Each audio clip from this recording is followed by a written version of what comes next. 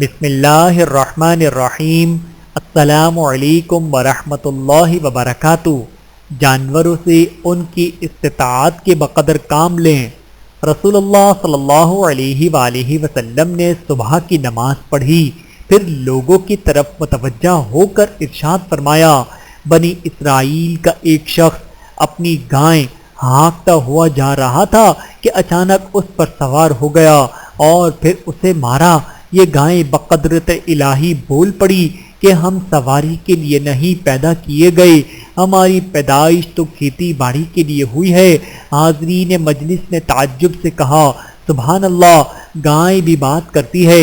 آن حضرت صلی اللہ علیہ وآلہ وسلم نے ارشاد فرمایا کہ میں اس بات پر ایمان لاتا ہوں، اور ابو بکر اور عمر بھی، حالانکہ یہ دونوں حضرات وہاں موجود نہیں تھے۔ بحوالہ صحیح بخاری، حدیث نمبر 3471۔ اللہ تعالی ہم سب کو احادیث مبارکہ پہ عمل کرنے کی توفیق عطا فرمائے، آمین ثم آمین۔